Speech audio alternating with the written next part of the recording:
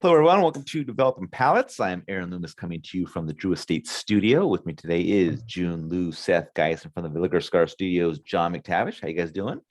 Ricky. Good man, excited for another panel review. Panel. What? Pew, pew. Billy. Jiunn. Pew, pew. All right. So today we are talking The about fuck are you guys doing? Jiunn. We're just bringing the they're we're up just in the energy. we're just upping the energy, Up in bro. the- We're Oh just my bringing the God. positive YouTube energy. Okay. Jiunn. All right. We've got some creative critiques about our energy levels and we need to up them. We So, just want people to think we're excited. We're excited, we're not. It's not a funeral, it's a party. We're here to get it's down. a funeral. Don't worry about it. It's not a total funeral. Actually, there is a funeral reference on the inside of the band of what we're about to be talking about. That's right. So we're talking about the La Palina KB series, part 3. KB stands for Kill Bill. The cigars are Robusto 5x52, comes out of the Races Cubanas factory in Honduras. Wrapper and binder both from Honduras, fillers from Nicaragua and Honduras. Price point is $10.25. Cigars released in December of 2021.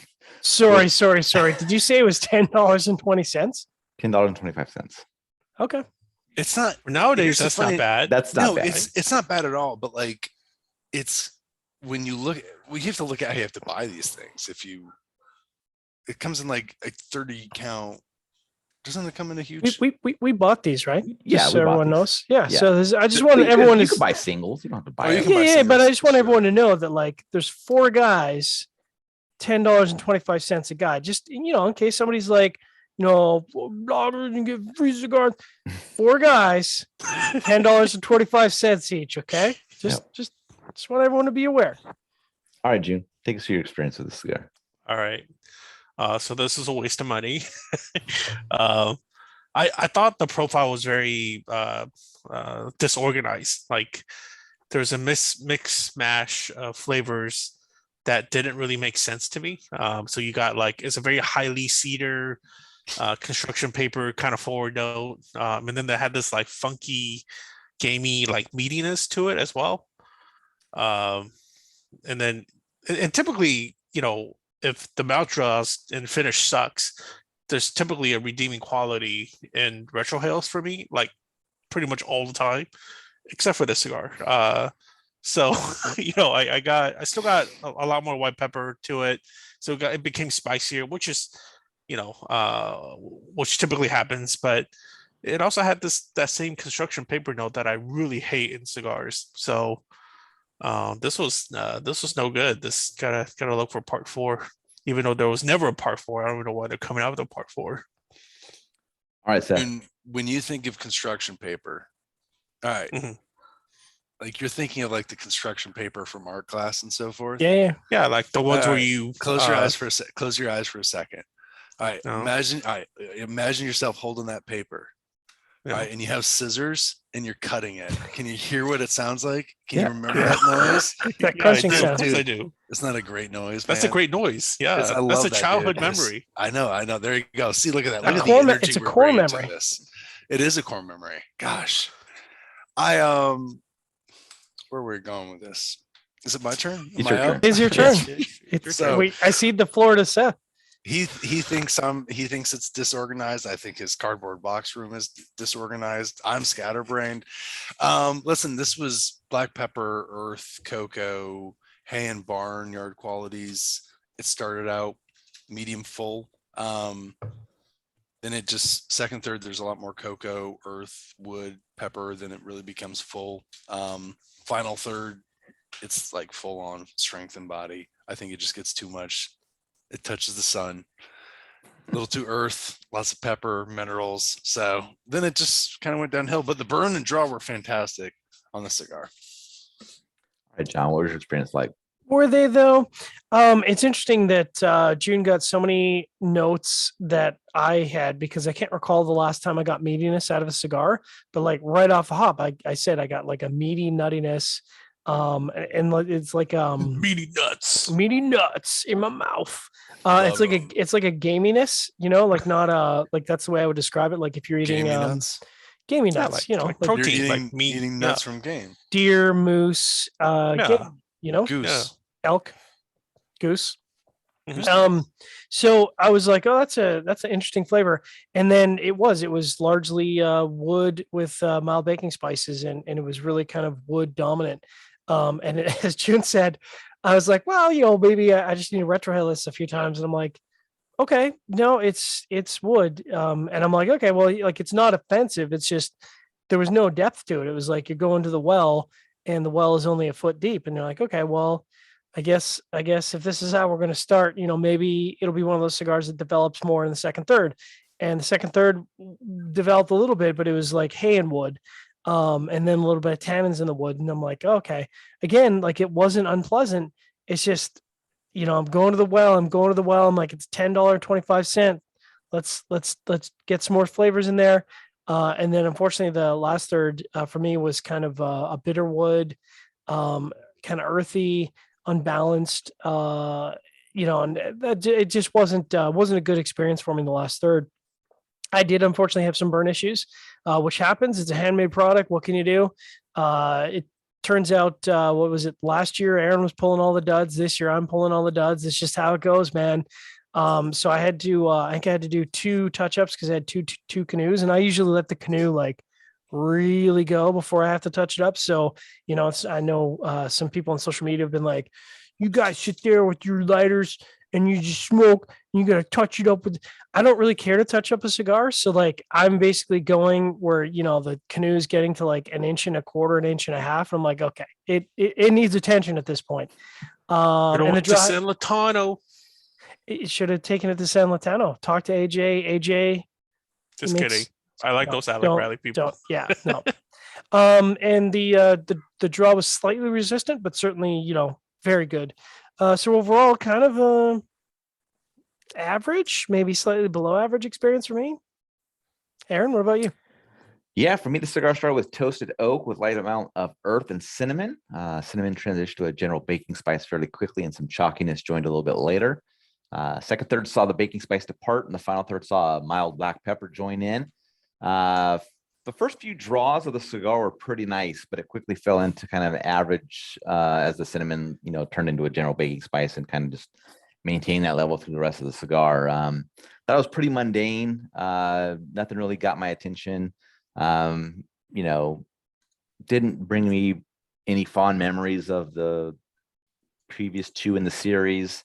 And it's not something I'm gonna come back to. So getting into the score is going to start at the top with Seth at 5.85. Jiunn and I both gave it a 5.40, and John gave it a 5.05. So Seth, how that 5.85 matchup for you?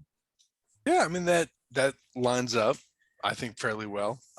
It's been a while since I had a cigar where like the first third was average, second third good, and then the final third kind of went back downhill again.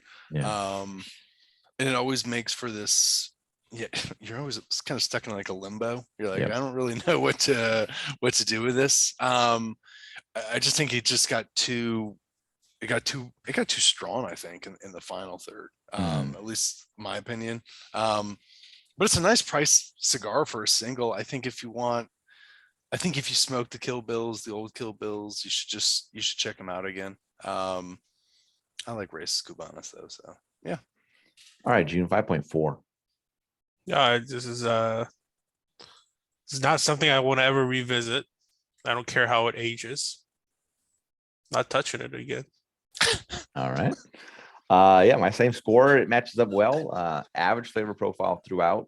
Construction's iffy, which is kind of a racist thing, I think. Burn, a little wavy. Oh, racist racist thing. I thought Yeah, I you was said like, wait, racist what? thing. I was like, What? what? I was like, what is That's How I was racist. like, how is that racist? I'm just leaving That's things up to racist. people's imagination. They can take it however they want to take it. That's racist. Yeah. That's So racist. if you burn, slightly tight draw, I think. So just it's not anything that's bad, but it's just like, you gotta pay a little bit of attention to it. John's So, the only one. Well, you and John had burn issues. yeah. And I think Right. both, like I said, I think both of us, we're not sitting there with a lighter waiting to touch it up as soon as it's off. Like we let it go, and Yep. like I'm rotating it as I give the cigar a lot of chances. And to be honest, I don't really care. To be frank, As long as I'm not having to do a relight, I don't particularly care. It doesn't really impact the experience for me. And the only reason I care on a relight is because more often than not, it'll impact the flavor profile.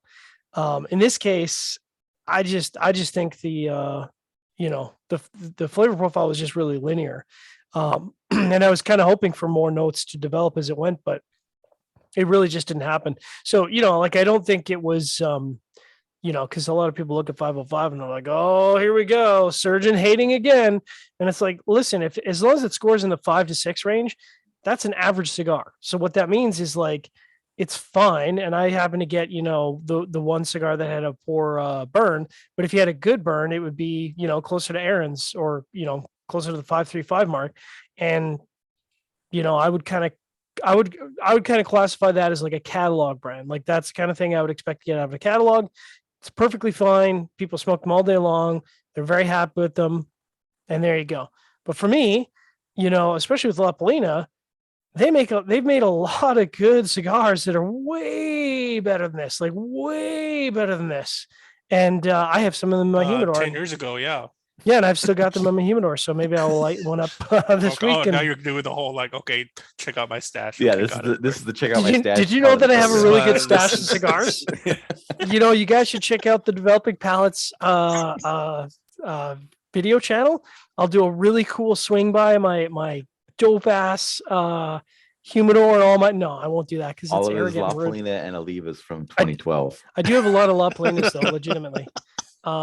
So the score itself, yeah, it matches up really well. Seth, you were saying the original Kill Bills. Talk about the Yeah. original Kill Bills, because I don't remember the original Kill Bills. Well, it was 2012, and it was part of the LDRios, which Aaron helped me remember part of that. And it came in little, it was like 4 or 5 packs. It was little cardboard. Yeah, I think these were smaller Vitolas, right? It was no, they it was, came it was a petite 10 Corona. to a box, right? Seth, a Yeah, PC they had is a the shorter, dress is a boxes. smaller Vitola. What's up? PC is a smaller Vitola. Petite Corona. Yeah, that's a smaller Vitola. Yeah, Yeah. yeah. All right. But it didn't. Let's see. It came in 5 packs, and then it also came, and then they started introducing them. I'm looking it up now. Then they put them in large. They put them in like large 30 count boxes, and that was like. Actually, I think I remember the 30 count boxes now that you say that. Yeah, so the now number they- 'cause one now was, they come in. Now they come in 30 count boxes again, don't they? I don't know. I think The they number do. one was 4 1/4 by 44, and the number 2 was 6 by 40. So, yeah. Hmm. And then now 3 and 4 is 3 is a Robusto, 4 is a Toro. So definitely away It from comes in. that. It comes in boxes of 30. Yeah. So a Hmm. box of 30 of these is on Atlantic is $261 It's not terrible. for a box of 30. If you're, I mean, for 5 by 52 Robusto. I mean, if you really like the, if you really like the blend and you smoke the cigar a lot, then If you're big pimpy like me and you get the direct pricing from Atlantic because your humidor is so full of Yeah. La Palatas. Yeah, I don't know which of my 200 quart coolers I should put it in. I'll put it in the aging humidor with all the really good stuff Yeah, from 10 years ago. put it in my offsite storage. My backup. I pay a guy just to stand there and watch it, make sure it's not touched. Yeah, I think the flavor, like I said, I think the flavor profile is surprising just because, we smoked a Mexican Mermaid and, I was like, this is a really good cigar. And then I came back and smoked this and I'm like, this doesn't compare at all. So, I guess they're different market. What are you going to do? All right. If you're just catching this video on YouTube, be sure to subscribe, but also check out the full written review on the website, developingpalace.com. Follow us on all the social media channels, and you can catch all of our review recaps on podcasts, so iTunes, Google Play, and Podbean. Thank you for tuning in. We'll catch you on the next one. You guys should see my humidor. I got so many La Palinas.